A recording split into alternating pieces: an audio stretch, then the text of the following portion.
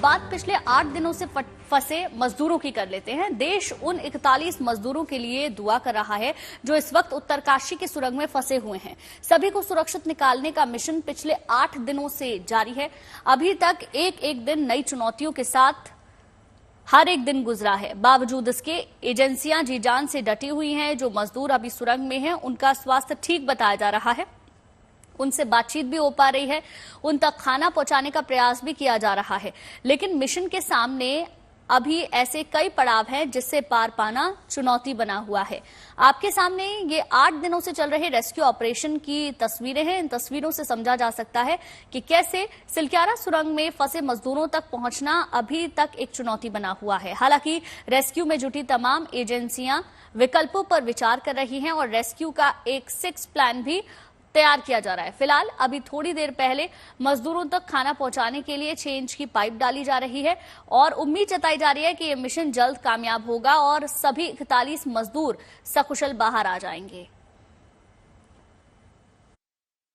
पहाड़ के इस हिस्से पर दरअसल अब आप जब मशीनें देख रहे हैं तो यहाँ जियो फिजिकल जो इंस्टीट्यूट है, जो एजेंसीज हैं, वो अपना सामान लेकर के पहुंची हैं और इनका काम है दरअसल ये देखना कि जिस सतह पर हम खड़े हैं इसके ठीक नीचे और सुरंग के बीच तक की जो मोटाई है परत की, उसमें किस तरह की एक्टिविटीज हो रही है, यानी मिट्टी कितनी संवेदनशील है, ढांचा कैसा है और उससे क्या ऑपरेशन कितना आसान मुश्किल हो सकता है या किस तरह की दिक्कतें आएंगी। अब आप देखिए कि जहां पर सिर्फ पहाड़ था, पूरा हिस्सा था, इसको काट करके सड़क तैयार कर दी है और इसी से आप अंदाजा लगा सकते हैं कि ये ऑपरेशन कितना बड़ा है। कैसे जिन इलाकों पर हम दरअसल 3 दिन पहले आए थे कुछ भी नहीं था, अब वहां चौड़ी सड़क बन गई है। तो ये पूरी कोशिश इसलिए की जा रही है कि ये जो रास्ता है यहाँ मूवमेंट हो जाए ताकि मशीनरी पहुंच सके। उत्तरकाशी से हमारे संवाददाता अंकित शर्मा भी हमारे साथ जुड़ गए हैं। आइए उनसे और अपडेट लेते हैं। अंकुर, ये बताइए कि अभी खबर के मुताबिक डीआरडीओ भी इस ऑपरेशन में शामिल हो गया है और भी कई एजेंसीज की पैनी नजर इस ऑपरेशन पे बनी हुई है, लेकिन मामला जो है वो वही है कि 41 मजदूर जो है वो अंदर फंसे हुए थे और अभी भी फंसे हुए हैं। लेटेस्ट अपडेट क्या है? खाना पहुंचाने की कोशिश है तो कब तक खाना पहुंच जाएगा?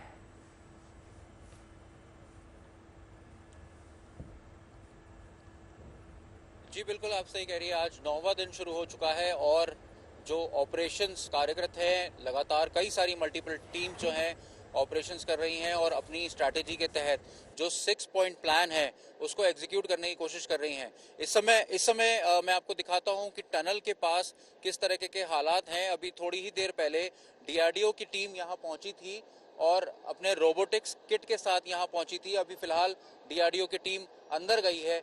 अगर बाएं ओर की तरफ जाएं तो वहां पर कुछ सामान पड़ा है। वहां मैं दिखाता हूं कि फैब्रिकेशन का सामान रखा गया है, उसके साथ बॉक्स कर्वलेट्स रखे गए हैं जो कि सेना की मदद से इन बॉक्सेस को लगाया जाएगा, क्योंकि टनल के अंदर लगातार रिपेयरिंग का काम चल रहा है। मलबा ऊपर से गिर रहा था और मशीन की सुरक्षा के लिए और क्रू की सुरक्षा के लिए लगातार आर्मी जो है वो वर्क कर रही है। इसके साथ साथ ब्लेड्स भी रखे हैं ऑगर ड्रिलिंग मशीन के, और जैसे ही ये जो रिपेयरिंग वर्क पूरा होता है उसके बाद ऑगर ड्रिलिंग मशीन काम करना शुरू कर देगी और एजेंसीज ऐसे होपफुल है कि उसके बाद जो है रेस्क्यू ऑपरेशन तेज हो जाएगा।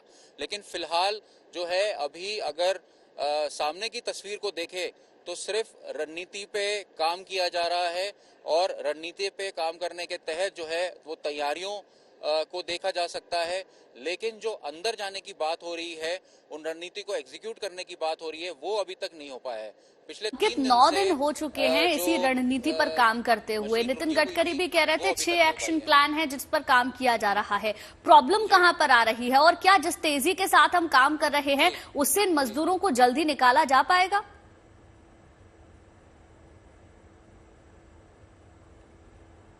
जी बिल्कुल, यही सवाल है और हर किसी के मन में यही सवाल है कि 9 दिन हो चुके हैं, तरह तरह की स्ट्रैटेजीज को यूज किया जा रहा है, 6 पॉइंट प्लान यूज किया जा रहा है। सबसे बड़ी समस्या ये है कि जो मेरे पीछे जो पहाड़ देख सकते हैं या टनल है, उसकी जो सतह है वो काफी नाजुक है और सिल्ड और शेयर रॉक्स के साथ भरी हुई इसका जो जियोलॉजी है वो इस तरह की है कि काफी रिस्की है। इसीलिए जैसा मेरे सहयोगी आशुतोष भी बता रहे थे कि जियोलॉजिकल सर्वे की टीम आई है, वो जांचेगी कि मिट्टी किस तरह की है, सतह किस तरह की है।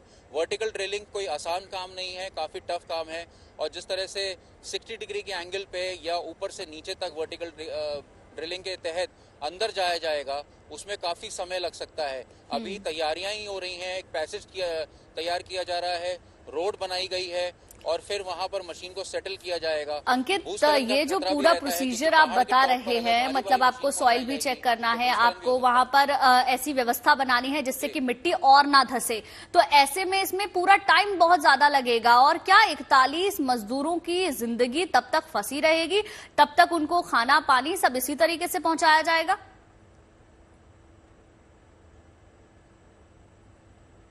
जी, अभी तक जैसा आप भी बता रही थी कि अभी तक जो है वो चने, मुरमुरे और ड्राई फ्रूट्स एक छोटे पाइप से टनल के अंदर भेजे जा रहे थे, लेकिन एक नई लाइफलाइन पाइप लग रही है जो कि 125 मिलीमीटर की है और बड़ी पाइपलाइन है, उसको माइक्रो टनल भी बोल सकते हैं। उसमें रोटी और जो पोषक खाना है वो भेजा जाएगा ताकि मजदूर जो है ठीक से खाना खा सकें और उनकी जो हेल्थ है वो और ज़्यादा खराब ना हो। इसके साथ साथ मजदूरों से बातचीत कर जो ज़रूरी दवाइयां हैं वो भी उनको भेजने की कोशिश की जा रही है। लेकिन सबसे बड़ा सवाल ये है कि जो इस तरह से पिछले 9 दिन से या कहें 10 दिन से, क्योंकि 11 तारीख की रात को मजदूर 8 बजे जब नाइट शिफ्ट में गए थे तो 12 तारीख को सुबह ये हादसा हो गया। तो इस तरह से वो जिस अंदर है, हालांकि उसमें पैसेज भी है, इलेक्ट्रिसिटी भी है, लेकिन अगर कोई हमें कमरे में बंद कर दे तो हम एक दिन में ही क्या 1 घंटे में बेचैन हो जाते हैं। तो मनोदशा पे किस तरह से हमला हो रहा है वो देखने वाली बात है, वो सोचने वाली बात है। और दिन प्रतिदिन उनका मनोबल टूट रहा है क्योंकि उनको भी अंदर जानने के लिए अंदर जानकारी पहुंच रही है कि कैसे मशीन फेल हो रही है।